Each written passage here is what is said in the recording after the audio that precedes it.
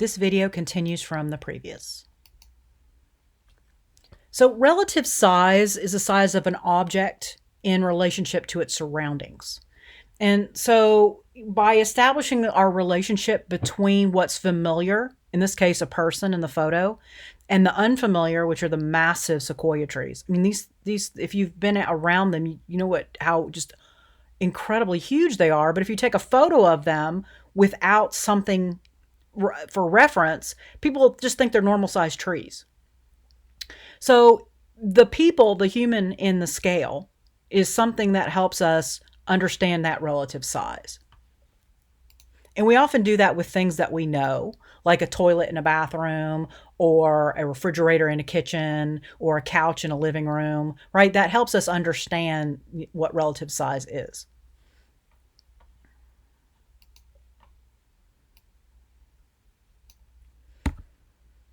Let's see, just this image just shows that, the weight and in the art is very much emphasized by the scale.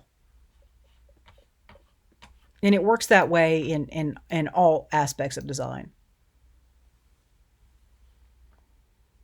And so the comparison here between the Renaissance art, here the weight of her son's death on Mary is extremely heavy. He's so huge, he's larger than life.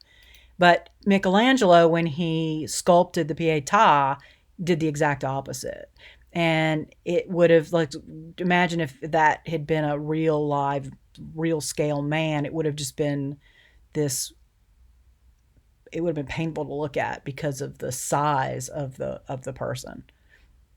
And so sometimes we have to make decisions like that as artists and designers. We have to adjust the scale accordingly, which I'll go back to the columns that were too small.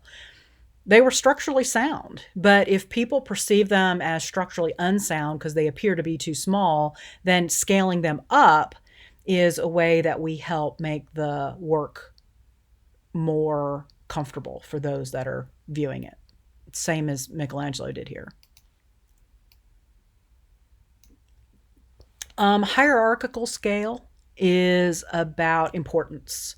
Hierarchy is about importance. So sometimes by making things larger, we make them more dominant and we make them more important. Also in this one, the red dress created that hierarchy. Sorry, I had to fix that because it was driving me nuts. And so you can see the same here, right? So in the painting, Jan van Eyck, he has painted her so large that she fills half the space. But a person in that space would be much, much smaller. That actually looks like Notre Dame.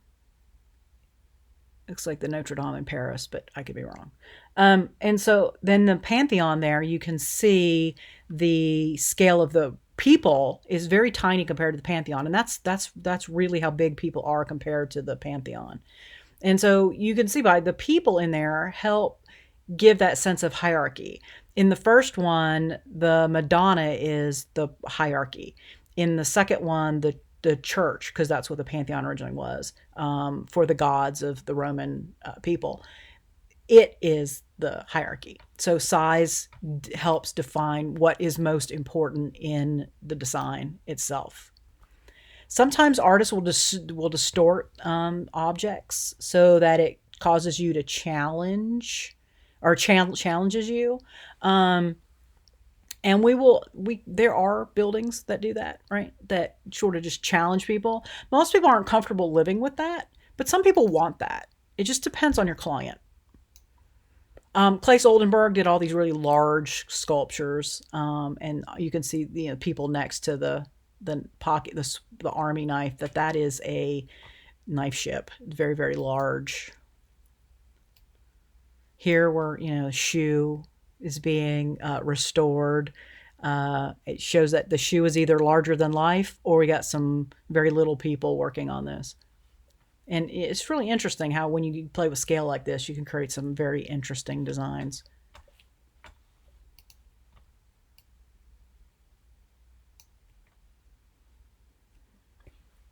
We can make references to scale to reinforce conventional notions about relationships between size and importance.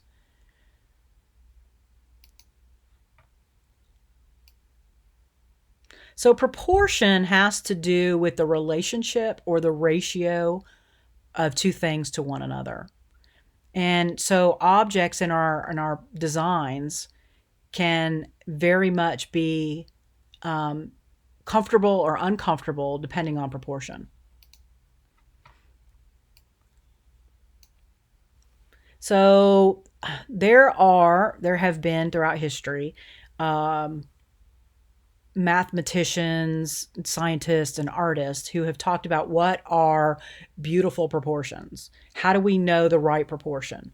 What proportion do we define as beautiful? And of course, you're not going to be surprised to find out that there are scientific basis behind the golden rules, and golden meaning ideal, the golden mean meaning the measure. So the golden mean is a ratio that states that the work should have relationships to one another, ratios, in order to be considered beautiful.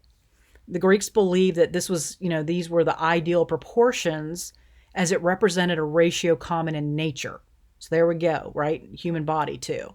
In this case, you see the divide. So that if you were to use that line and turn it into a rectangle, the BC would be the base and the AB would be the height, and then you would fill in the rest, and that would be considered the golden mean. That would be considered beautiful. And that is how they worked. The Greeks worked in their designs. There's the golden rectangle, the golden arc, golden I'm trying to remember all the different ones. We'll look at them all. There's a whole bunch of different ones. Just don't call them off the top of my head. So the Greeks believed that this was the ideal size, the most pleasing view for the human eye, and that's how they chose to design their buildings. And you can see the Parthenon here in Athens being based on that rectangle and that arc. And here are just some examples of the golden ratio applied in architecture.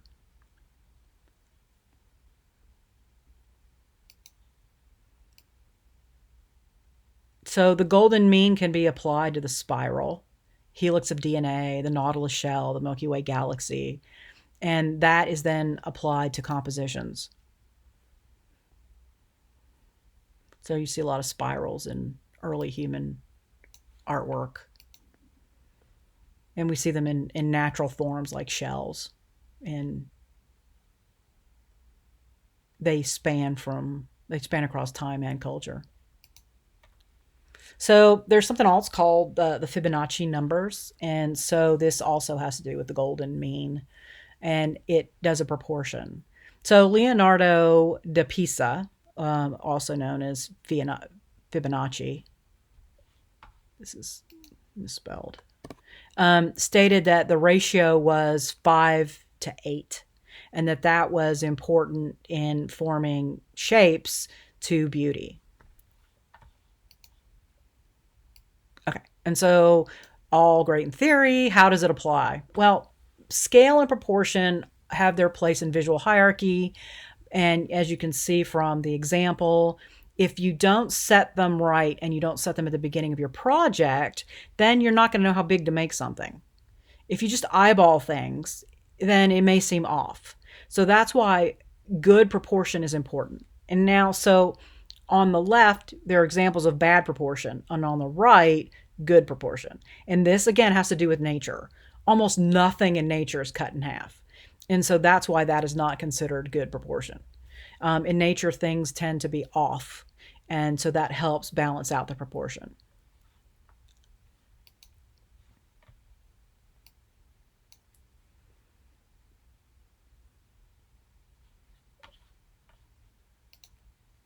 Okay, I don't know what happened to that, but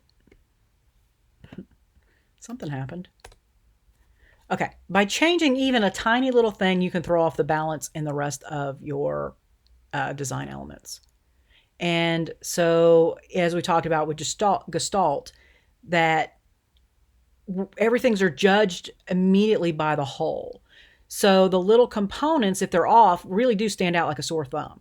So if you're ever looking at an artwork and something feels off, it's that we have gotten off our proportion or our scale. Let's give you an example here.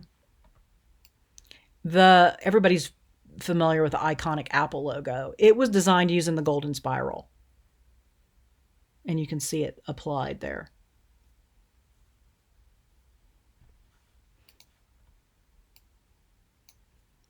So if you have a system that helps you determine size and scale, you're not going to have to guess.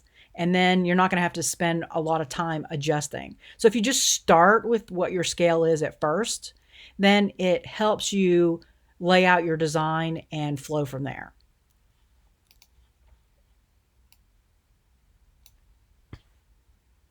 And so, like it or not, math is very important to what we do, and it plays a huge part in design. And so,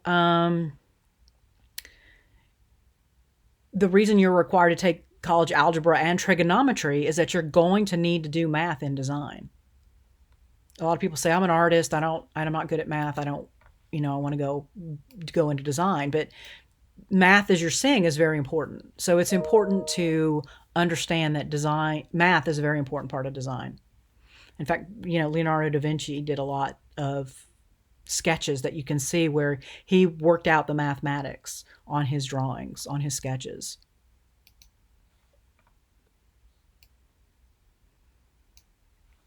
They crafted this entire Parthenon by hand, following these proportions, by the way. I always find that impressive. You can use proportion for color balance, right? This is a great example of 3 colors evenly distributed is looks like a flag, versus the one on the right, 5 colors distributed unevenly in unequal proportions, a dominance is established, and an accent color is created, secondary, third, fourth, and fifth. And it plays off of scale, proportion, and balance. Good example in design of a building.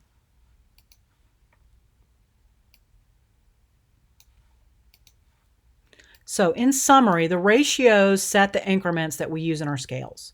They can be pulled from the golden ratio, from math, from nature, from music, or you can create your own as long as you've established a clear pattern that you follow.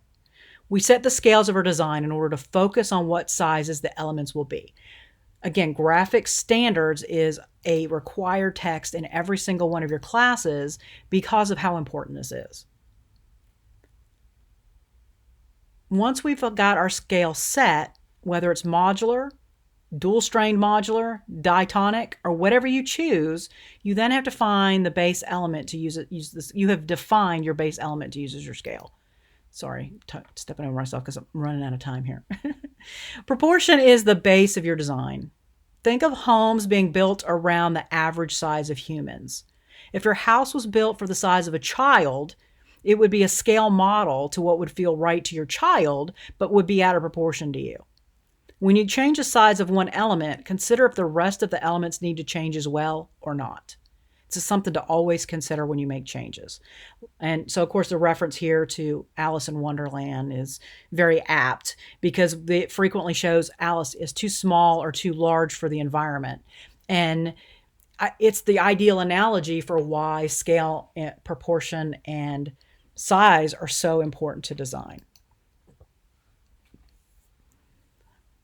So, of course, altogether, it can be very difficult to figure out. But as you begin to practice, you're going to start to build a mental portfolio from experience that will help you in the future. Each time you start a new project, you'll have a good basis based on your past experience to start your design for. And there are some tools here. These are clickable links that you can access in the PowerPoints that will help you with design and grids. We're going to talk about grids more in the future. But otherwise, we are going to end this one here and go on to the next.